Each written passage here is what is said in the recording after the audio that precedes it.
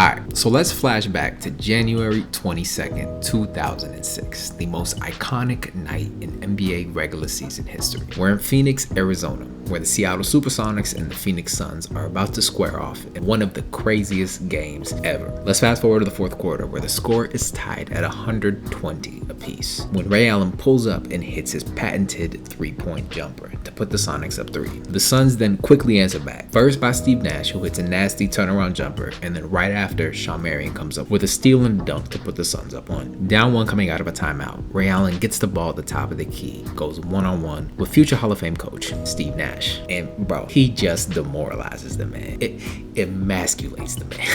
Looks at him right in the eyes, and without even moving his mouth or his lips or his tongue or any of that, just looks at him right in the eyes and says, buckets. Nash, of course, took this personally and scores a crafty layup with the time winding down. And a crafty layup to Steve Nash is like his version of dunking on somebody.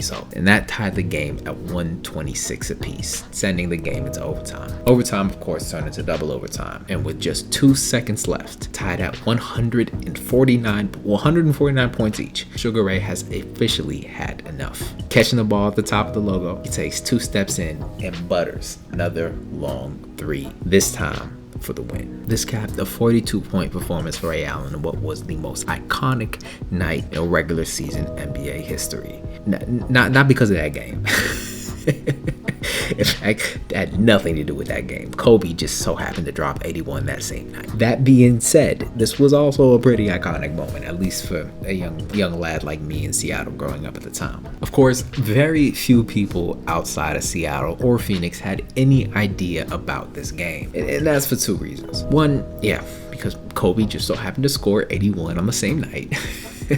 But the second reason was because in 2006, the infrastructure around watching or keeping up with the day's sporting events was still pretty limited, mostly due to a lack of quality streaming and access to news via smartphones. And in 2006, there was really only one way to watch games, and that was through your TV. What is still consistent, however, is how the NBA continues to distribute their rights. Whether it's 2006 or today, overall, the same companies who had rights to these NBA games back then still do today. Turner and Disney split the national rights to the games through their TNT and ESPN/ABC platforms, and local rights are sold to individual RSNs, short for regional sports networks. In the US, these regional sports networks show games of local teams to local audiences. Just about every major city in America with a sports team has a regional sports network that shows all the games that are not televised to a national TV audience. These channels have the rights to show every single game throughout the season for each of these teams, but are only available to people within that region or city. And in 2006, there was no bigger chain of regional sports networks than Fox Sports, who distributed games through their network of FSN channels across the nation. In fact, both of these games, 2 of the most iconic games of my childhood at least, didn't air on ESPN or ABC or TNT or to any national audience. Instead, those broadcasts were limited to only those local FSN channels, which really puts into perspective the value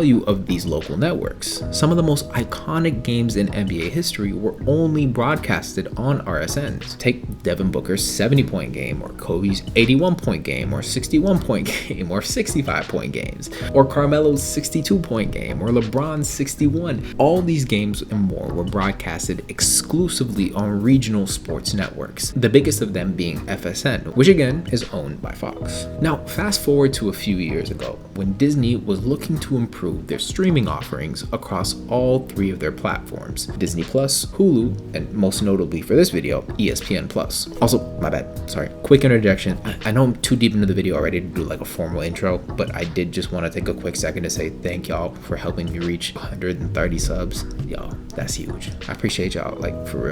Keep hitting that thumbs up, keep hitting the subscribe button.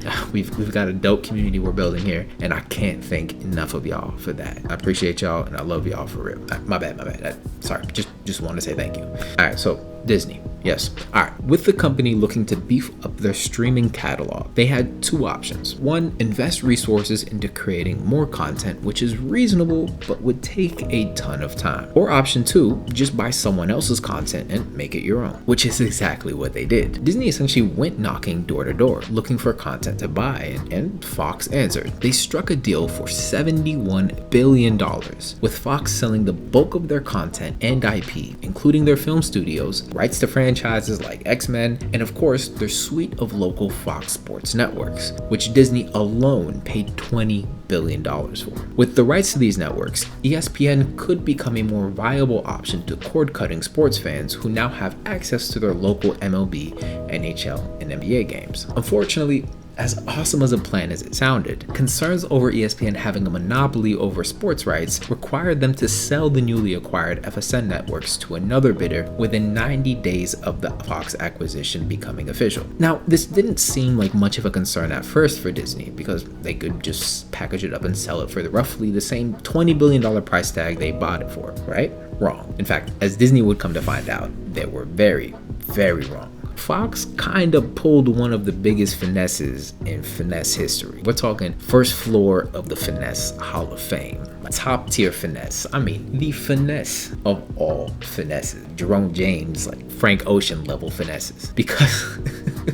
Because Disney, who bought the RSNs for $20 billion, couldn't actually find a buyer who wanted to purchase the rights from them. Fox turned the other way when Disney asked if they wanted to buy the rights back. Comcast and NBC, who you would think might be interested since they already own rights to some other RSNs, turned the other way as well. It's almost like everyone who was already invested in that business wanted nothing to do with it. Some would argue that's a bad sign. Finally, Disney did end up finding a buyer. Sinclair agreed to buy the rights to these regional sports networks for $10 billion. So in less than 90 days, these RSNs Disney paid $20 billion for lost nearly half their value. And that value has continued to fall dramatically because a year and a half later, with the pandemic in full effect and sports calendars getting scrambled all over the place, cable distributors like Dish Network and Sling TV started dropping RSNs, making them unavailable to their customers. This apparently was on the verge of happening already by these cable companies, who were not a fan of how expensive these channels had become. The recent events were just the straw that broke the camel's back. That's one of my favorite metaphors. I've been waiting a long time to use it on this channel. I'm proud of myself. I'm very proud of myself right now. Now, I broke down the whole cable structure when analyzing ESPN in this video up here, but essentially, to sort of summarize that, when you subscribe to cable, you are actually paying money directly to each of the different networks, even the ones you're not watching. Like, I'm not a big HGTV guy, but if I subscribe to cable and it's included in my bundle, part of my monthly subscription fee goes to HGTV. Now, of course, different channels have different costs based on how valuable they are to customers. For example, if HGTV was no longer available to me, I probably wouldn't even notice. But if ESPN was gone, I'd probably cancel my hypothetical cable subscription altogether. And same is true for many cable subscribers. Sports and live news bring in the highest viewership numbers and therefore command the highest fees.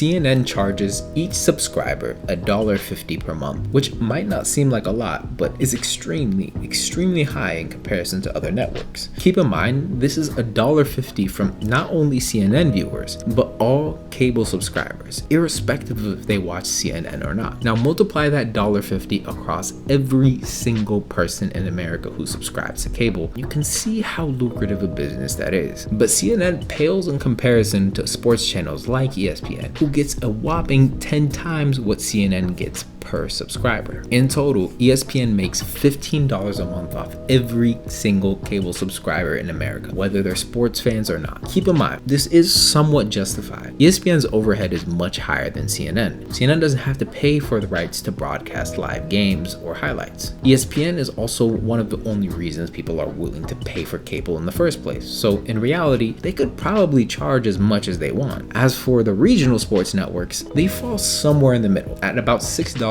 per subscriber. The problem with RSNs though is that unlike ESPN, they don't actually command the same interest and demand. And without the advent of cord cutters, cable companies would much rather pocket that $6 or give it back to customers than pay it out to these regional sports networks. To put it simply, they're just not as valuable anymore. So it makes more sense to just drop them entirely. And that's exactly what they've started doing, and this actually may cause a lot more ripple effects than first realized. This is a concern for a number of reasons, and not just for these RSNs. See, if fewer cable companies carry regional sports networks, these networks now have less viewers, and less viewers mean lower ratings, and lower ratings is a cause for a few different issues. First, this will obviously result in less money from advertisers, which means less money these networks have to continue to buy rights from different local teams. This in turn can result in teams looking to sell their rights elsewhere, like streaming services. Keep in mind, unlike national TV rights, these local networks don't purchase rights from the league. Instead, they buy them directly from the team. So FSN Northwest, the channel responsible for broadcasting Ray Allen's historic night, which we talked about in the intro, bought the rights directly from the Supersonics, who then used that money to pay salaries and marketing costs. And keep in mind, different teams charge different sums for their rights. Some are more dependent on it than others. For example, in the MLB, local media rights can make up to 50% of an MLB team's total revenue. This leads to the second issue on the horizon for these networks, which is how these teams have started looking elsewhere to distribute their games. But these pale in comparison to the third and what I would argue is a significantly larger issue for these networks. Sinclair, the company who purchased these local networks from Disney, just wrote down the value of these assets by $4 billion, taking them from $10 billion down to $6, meaning they are now worth less than a third from what Fox had initially sold them for. What's worse though is how Sinclair managed to finance that deal. Yes, they paid $10 billion to purchase the networks, but only a fraction of that was their own money. In total, they borrowed anywhere between $8 and $9 billion to buy the rights from Disney. But to be fair, it's not just Sinclair who are in a bad spot. This is actually true for most RSNs out there. The next two largest regional networks have all seen their values decline. NBA and MLB commissioners Adam Silver and Rob Manfred have both voiced their frustrations publicly with Sinclair. Silver going as far as saying that he's surprised they're even worth $5 billion, let alone 10. So we know these networks are in a bad spot. Cable companies are dropping them, their values are tanking, leagues don't like them, and there's a good chance some of these networks could be headed to bankruptcy. So what does this mean for the future of these companies? Well, this is when we get to our favorite part, predictions. So there's a couple of options here for Sinclair, some of which they're already exploring. For one, Sinclair has mentioned that they wanted to create a streaming service to provide local sports fans who cut the cord another option to watch their teams play. In total, Sinclair has the rights to about 45 teams nationwide, which they feel is enough to support developing this service. And I could see some potential here where they could supplement their losses from cable by creating the streaming service. But something like this does take a lot of effort and resources to develop. Managing a streaming service isn't cheap, and successful streaming services don't grow on trees. Ask DAZN. Watch this video. The likelihood of them succeeding at making a profitable service, let alone one that can increase the value of these networks enough to supplement the $4 billion write-off they just made, isn't just unlikely. It seems almost impossible. And that's assuming the rest of the company doesn't continue to lose value during this process. And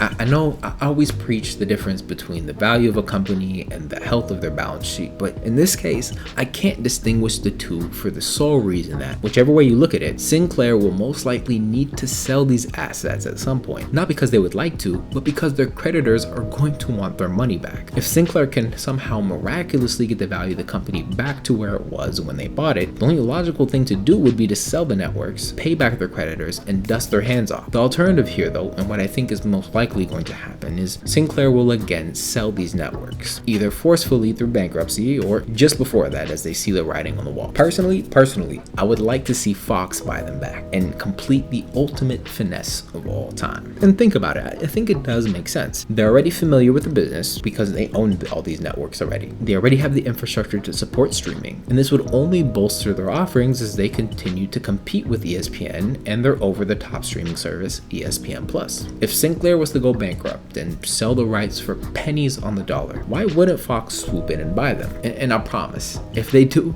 I will make sure that they become the first two-time entrant in the Finesse Hall of Fame. You have my word. All right, y'all. Thank y'all so much for making it through another video. If you enjoyed it, please hit that like button, hit that subscribe button. We're trying to build this up, and any support that we can get is greatly appreciated. I appreciate y'all, for real. Thank you so much for all the support, all the love, and all the positivity. Have a great rest of your day. Love y'all. Peace.